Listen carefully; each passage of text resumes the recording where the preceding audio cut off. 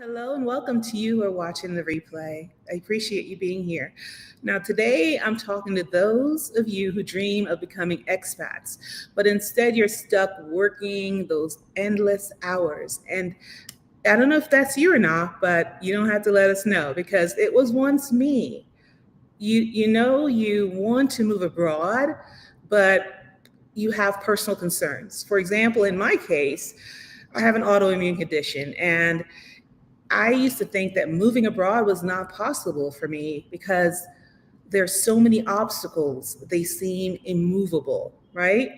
I'm talking to you though. So you're the one scrolling through the feed looking for a sign that it's finally time to take action and move abroad, but you're nervous about it. Well, this is your sign, especially if you're juggling the extra baggage of illnesses and like autoimmune conditions. So, by the way, my name is Marcia. I'm the author of The Escape Plan and creator of The Escape Blueprint. And I help autoimmune warriors, particularly Black women like me, break through barriers and plan their transition to expat life. Today, we're going to be talking about not just about moving to a country you love, but moving to a country that will love you back. There's a difference. First, though, let me tell you what that means, a country that'll love you back. If you can imagine being on a date where you're really charmed and you're really interested, you're intrigued by this person, but the other person, they're not really giving you that vibe. They're not giving you that support you need to let you know it's time to keep moving, right?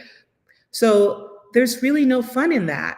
The same goes for choosing a new country. It's not just about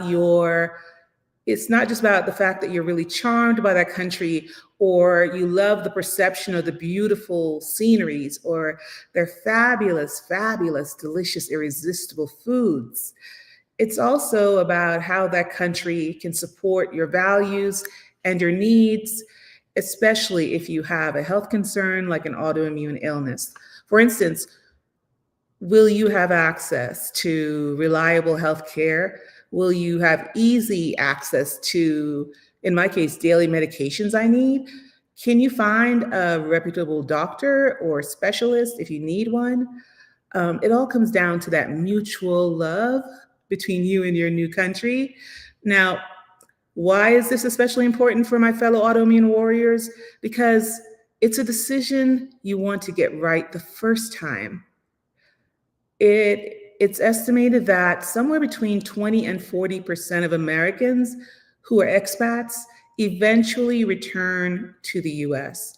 Now, I know that's for a variety of reasons. I didn't dig into that, but I'm willing to bet that a significant portion of those returning Americans, they just chose a country that did not love them back, and they should have taken the time to figure that out. By the way, you can look up all the stats about expats on sites. My favorite is Pew Research. They're a great site. There's Internations.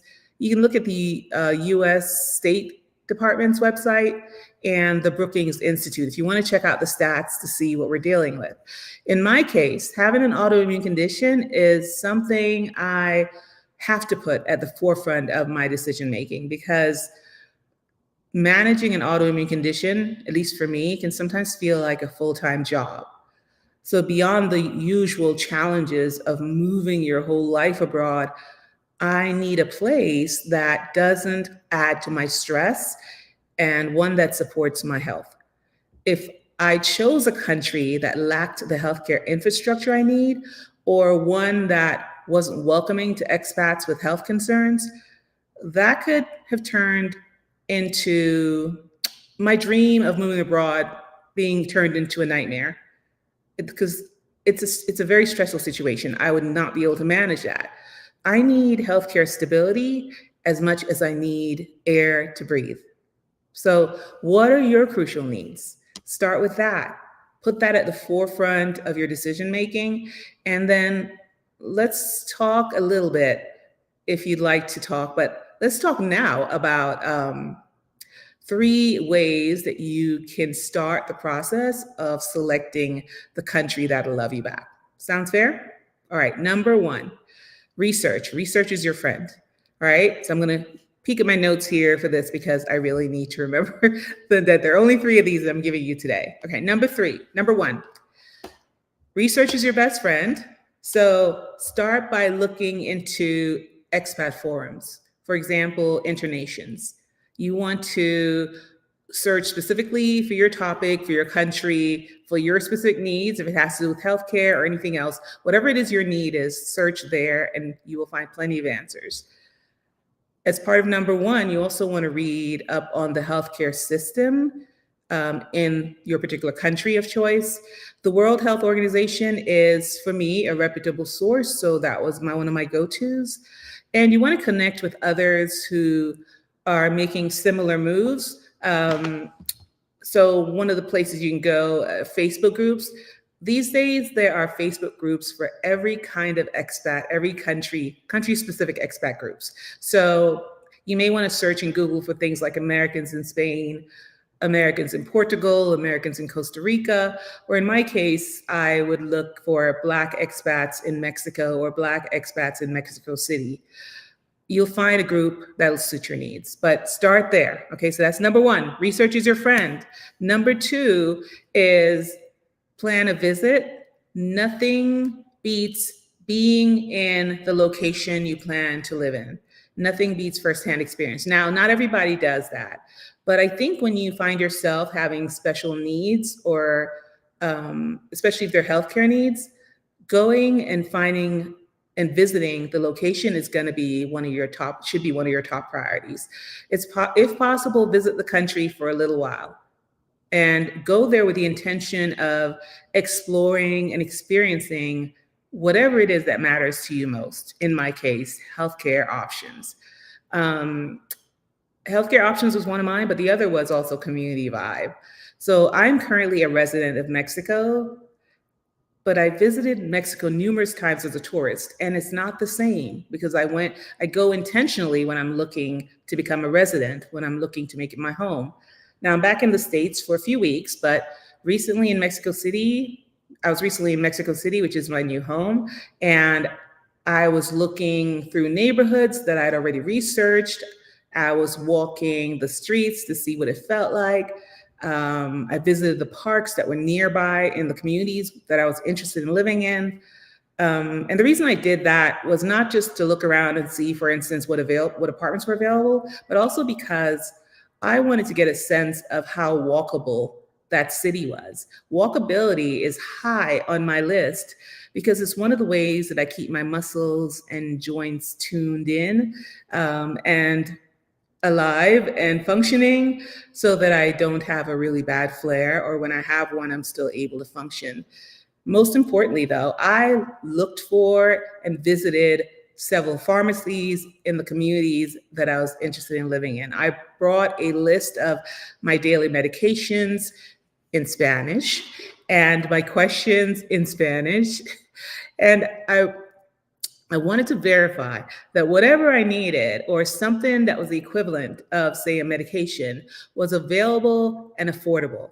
I'd actually already visited my physician here in the US and gotten all that in Spanish and asked questions and made sure I prepared in advance. And then when I got to Mexico City, I went through the process there as well. So plan your visit and verify that the country you want to make your new home can offer you what you need to make your life more enjoyable rather than having the regret and being one of those people who returns because you didn't find a country that will love you back. All right, number three, which is the last one, you may want to consider consulting with some experts. So you might want to chat it up with a relocation specialist. I did not take that path, but it's an option.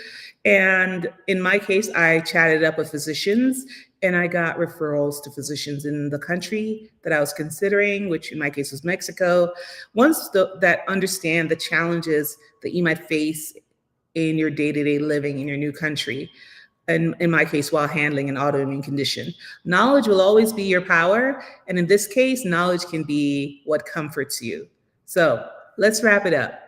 Now, I think you'll agree that it's not just about finding a country that you love, but finding a place that provides comfort, security, and for some of us, health support because you're dealing with health challenges like autoimmune conditions, and it takes a little bit of planning. But consider where you'll be in a year or 18 months from now if you begin planning today, and then consider where you'll be in that same time frame if you don't start taking action right now. Where do you want to be?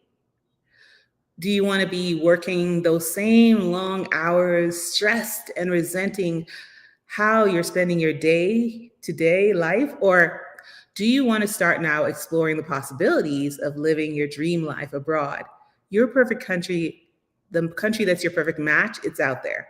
And it's a place that will love you as much as you love it, right? Think about it. Give it some thought. Okay. Thank you for joining me today. And if you know that you can break down those barriers by planning ahead, and if you are a Black woman like me who has an autoimmune condition, who's an autoimmune warrior, and you want to move abroad, make sure to grab a copy of the Escape Plan. It's my Move Abroad planner and guide. It has pages and pages of tools and templates and tips to help you plan your move abroad and make your move abroad a breeze. The link is available in the description of this video, and also there's a link in my LinkedIn profile. So grab a copy and start planning for your life in your new country, your new home country. All right. Meanwhile, who knows? Maybe I'll run into you somewhere around the globe. Thanks again for being here, and take care. Bye-bye.